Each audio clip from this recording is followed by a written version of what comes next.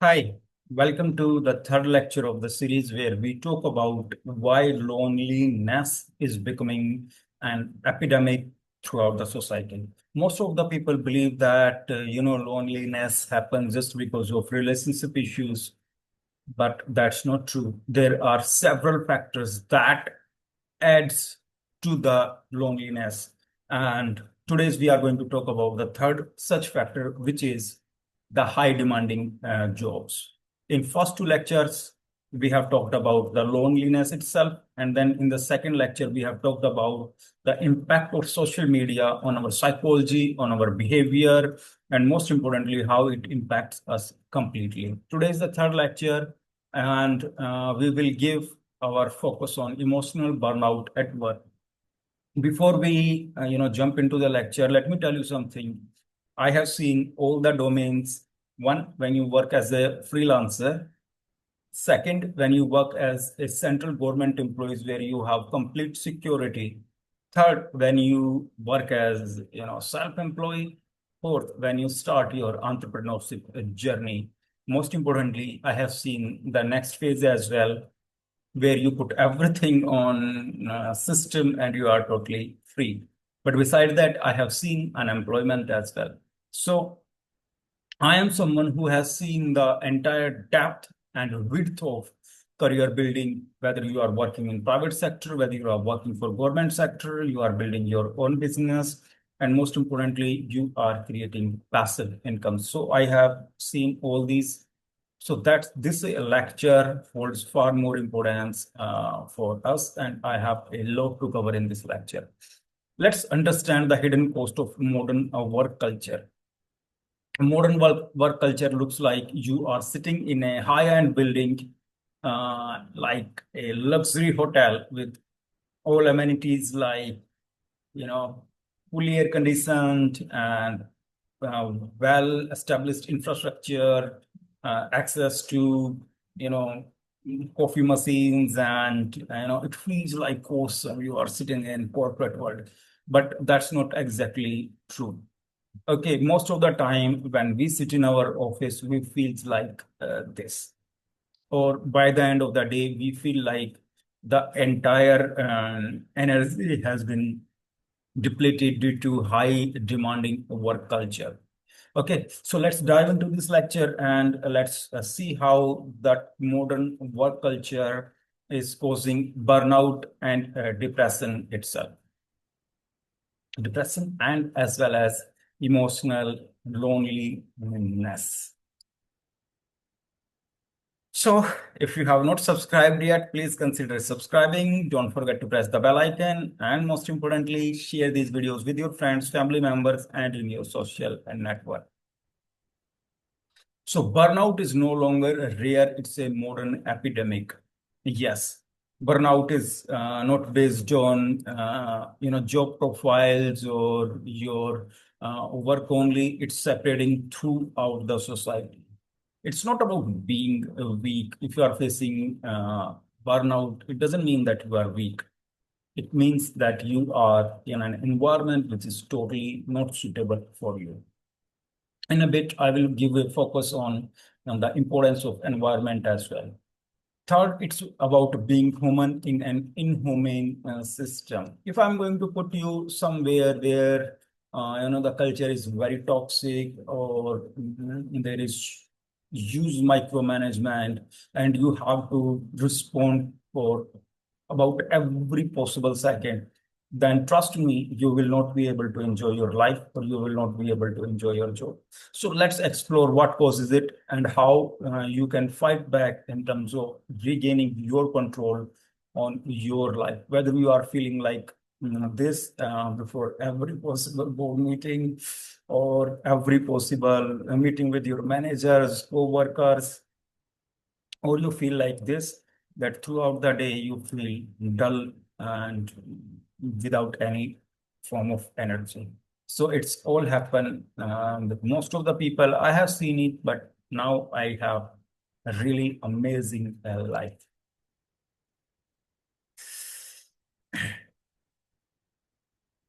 So how work pressure becomes emotional pressure. Remember, Work pressure is something different, and emotional pressure is something different.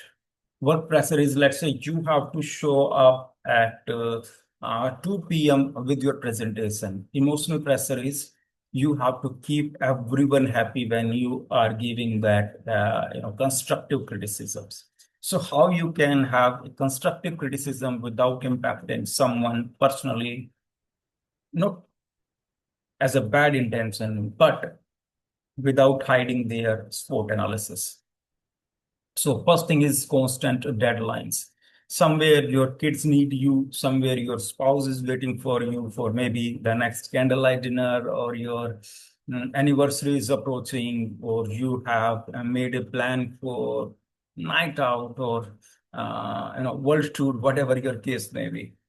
So deadline puts complete pressure on you, and you are uncertain whether you will make it by the deadlines or not.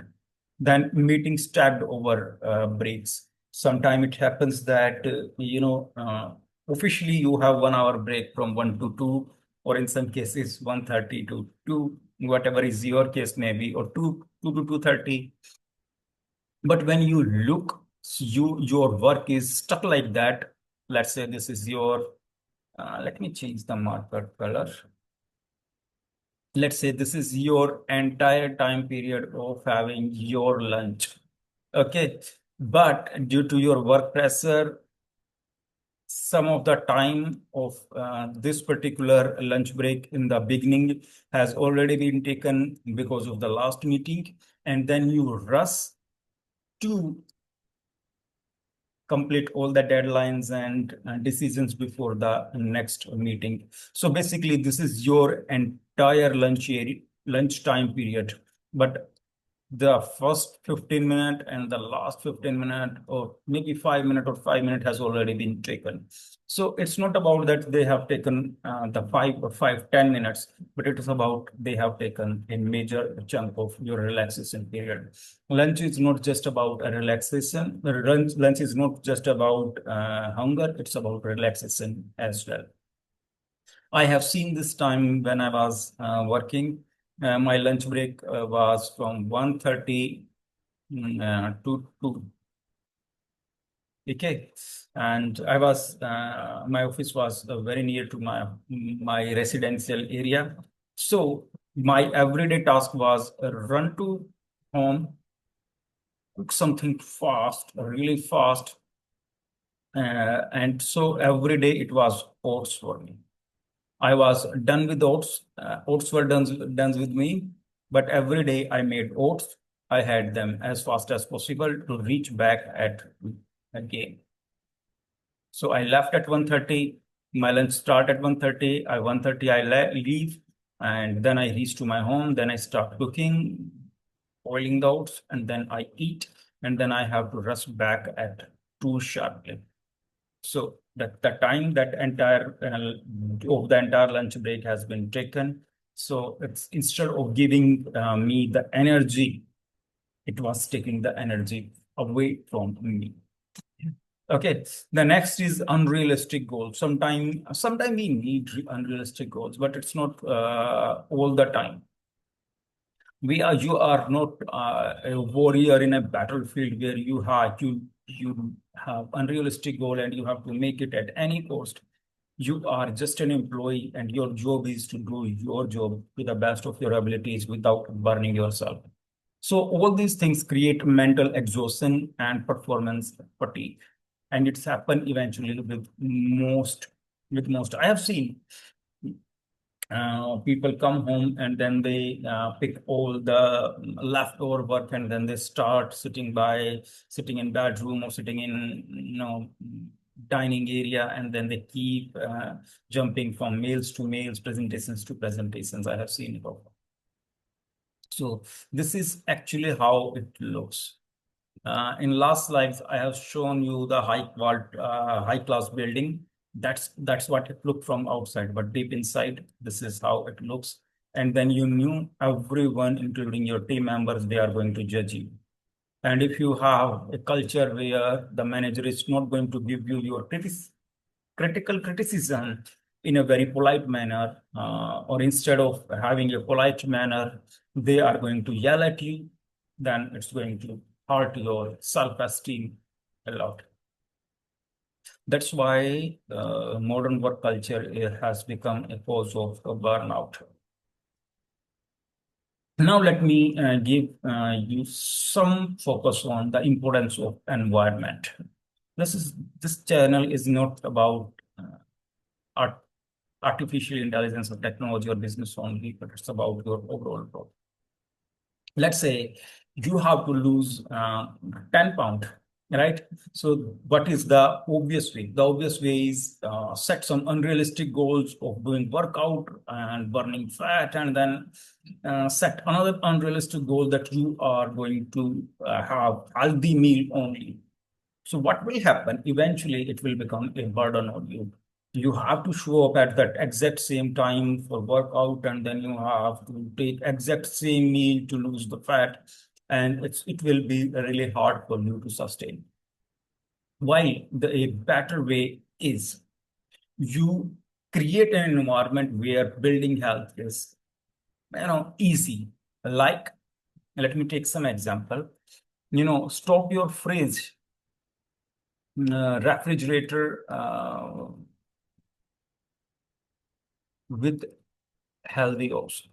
That's it. There is no need to think about what I'm going to eat. You have all the healthy options, right? Then often park your car away from work area so that you can have a walk. Next, sometime instead of picking up lift, uh, take stairs. Okay, stairs is a good exercise, really good exercise. Then instead of picking up soft drink or drinks with lots of sugar, you can pick up some healthy option like juice or herbal tea or green tea, or whenever you have an important call or a call which is going to be long, or you are talking to family member or friends, instead of sitting down, you can take the call while you are walking. So now what you have done, you have built an environment where getting healthy food is really easy for you because you have all the healthy food. Then another healthy option. Then you have made it easy to do your workout. Like you park your car away from a work area, maybe 100 meters away, 200 meters away, depending on the possibilities. And then you walk that 100 meters. And when you, in the evening, when you come back, you walk again 100 meters. Or you take the stairs instead of sitting down all the time. So it will eventually push you for more numbers of steps. Then you start walking while you're picking up the code. I think I have merged both. Okay, it's okay. But the aim is to make it feels really natural, or it feels like part of your routine where you do some form of workout. It's part of your routine where you take all the healthy options. Let's say you come home and you are hungry, and then you open the fridge and everything is healthy there. Maybe you have some oats, or maybe you have tofu, or maybe you have some healthy fruit salad or vegetable salad, green salad, and it will become really easy for you to maintain your weight. This is my secret to maintain my weight. Eventually, my weight comes stay in the same range, and I have very low fat percentage. There is no secret around it. If you are going to push your willpower, like I'm going to do it, I have to do it, I have to show up, I have to push the limits, then it becomes really hard for you. While if you convert your environment according to your needs to lose your weight, then it becomes really, really, really easy for you. So, if you are facing some health challenges and you are concerned about losing the weight, then I think this is the best option which you should try, where you should create an healthy environment. I hope it will help you. So now the environment concept is not for health only. It's related to your your work as well. Because let's say, no matter how positive you are, how aligned you are, right? If you work in an environment where toxicity is neutral and natural, or it has been considered as normal, then definitely it's going to impact you. So you are living to prove yourself in your work environment. Fear of falling behind. What if I got this title of employee of the month? What if I am going to lose this title? What if that someone from other team will get this title? What my team members are going to think about me? What my subordinates are going to think about me? What my manager is going to think about me? Then start the competition with co-workers. Hey, if I lose this title, or what if I lose, what I get a bad appraisal report. So it's create a competing environment. Then you have pressures to always over deliver. Once the competition start with coworkers, it's become very tough. And then self-worth gets tied to productivity. You start, connecting your productivity to your, self-worth. So how it's happened? First, you start by competing with your team members. A healthy competition is always good, but eventually this competition turn into race where you try everything, including your eliminating your food time, or cutting down your sleep, or cutting down your personal experiences, life. All right, that gives you the happiness, or you start compromising with your family, where life and values, then it becomes a challenge and a threat to your health. So most importantly, these things, if you are working in an environment, it will leave you to prove yourself, and that will eventually create more burden on you. Then the job security trap, fear of layoff. What if I'm going to be laid off? What if government is, what if my company is going to fire me? What if there is layoff is going to happen due to technical upgradation? Then feeling replaceable, and you continuously feel like, oh my God, this person is going to replace me. My junior is going to replace me, or my team members, the intern is catching up very fast, and he's going to replace me.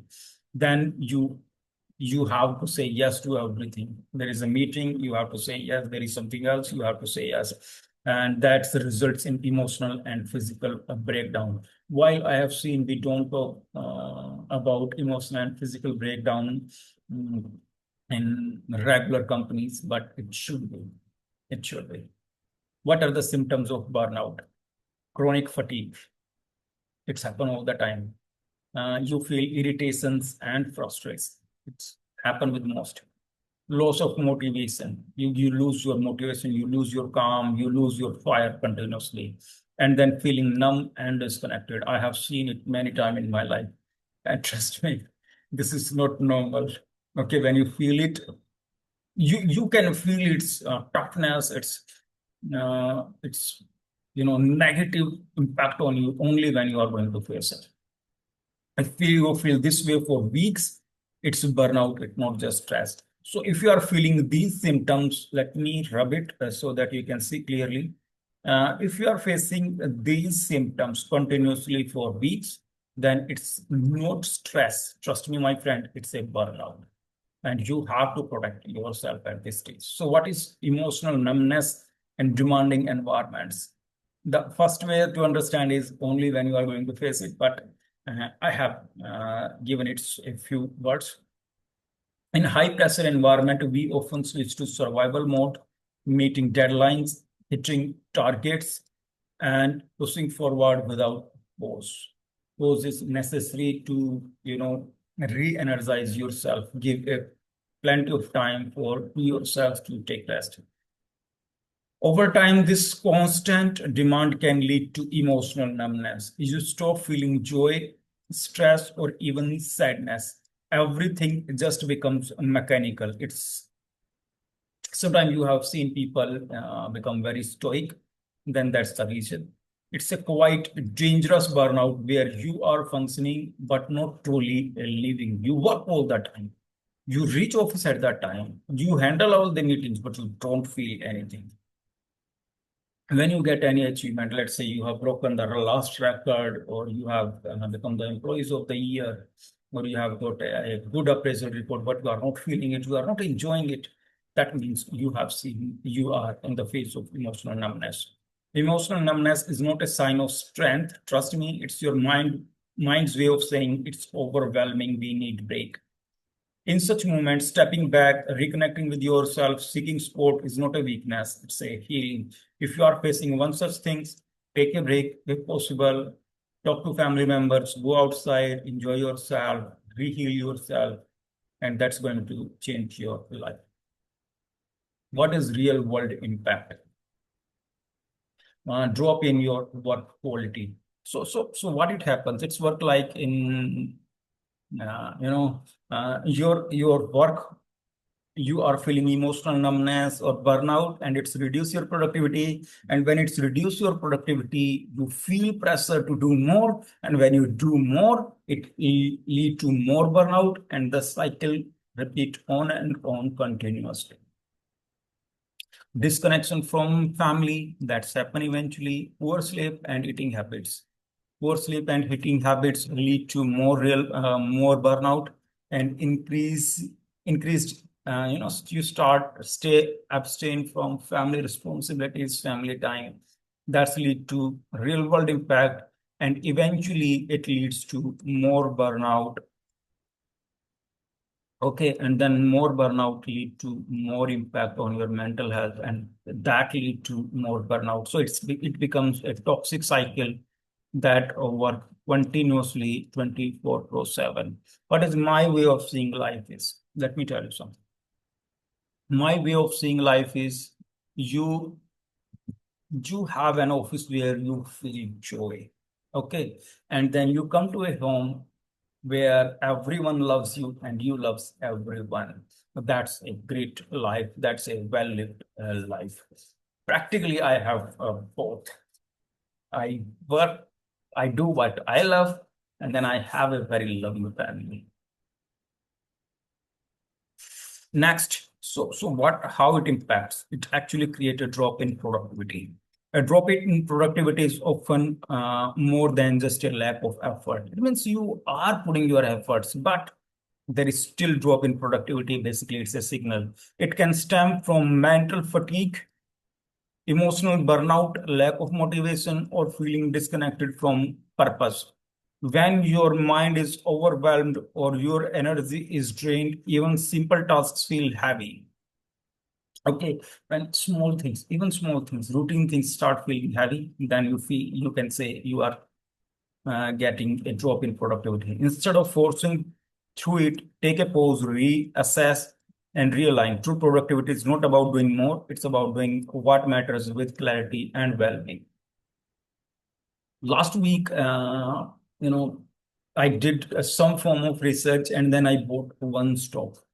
And this week, this stock is giving me almost 12% return. I have not sold this stock as of now. But remember, what I did, I was sitting calm, and then I did all the research, read the recommendations.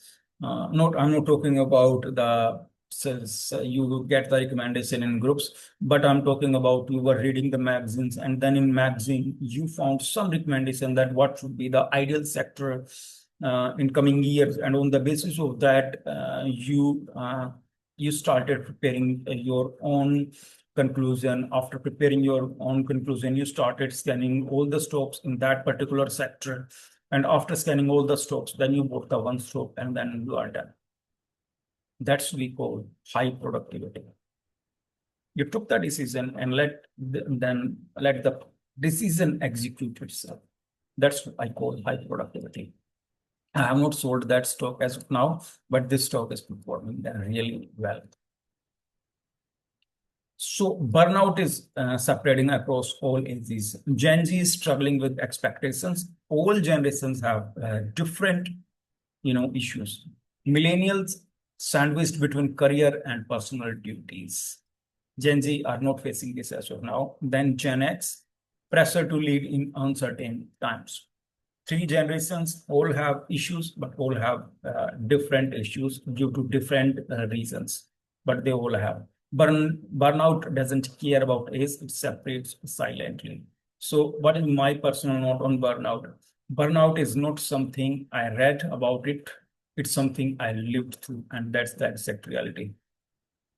I have experienced the late nights, the endless deadlines, and the quiet pressures to prove my worth through work. At one point, I was so drained that even doing things loved felt like a burden. That's when I realized burnout is not a badge of honor, it's a warning sign. Since then, I have learned to set boundaries, listen to my body, and value rest as much as results. If you are feeling that way too, please know it's okay to pause, reset, protect your well being. You matter beyond your output. You matter beyond your output. So if you are facing any one of these, it's the time for you to take a break. Why it's a big struggle for society? Reduce productivity at a national scale. Trust me, burnout lead to the productivity of just one person, but an epidemic of burnout leads to loss of productivity of the entire nation. It add to healthcare cost. Let's say all employees are living healthy. It improve productivity. Why? Everyone is facing the burnout. Definitely loss of productivity and then increased health cost. Silent suffering, especially among youth and working parents. It leads to more issues. Mental health crisis is growing beneath the surface. Okay, this mental crisis is helping around the world.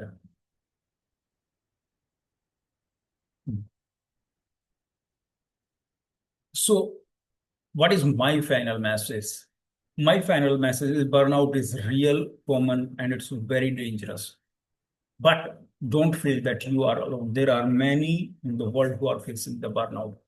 The goal is not to do more. The goal is to live a better life.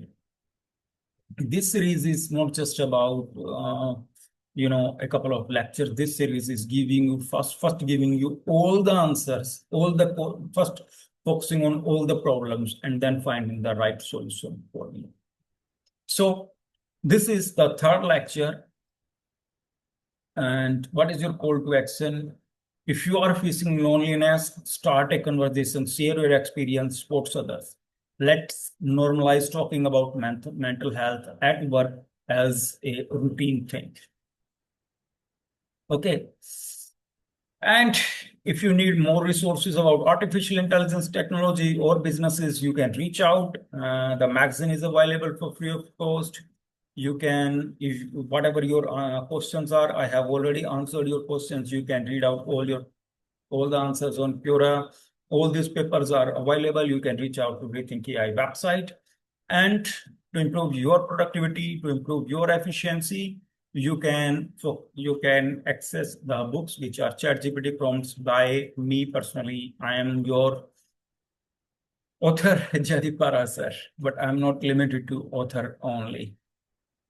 With this third lecture of this series has come to an end, and this series will continue in coming weeks as well. So this lecture has been researched and prepared by team ReThynk AI. This presentation has been made by Vista Libreta and presented by me. I'm the founder director of ReThynk AI, researcher, keynote speaker, and I have told you I'm an author as well. If you have any question, you can reach out to these details.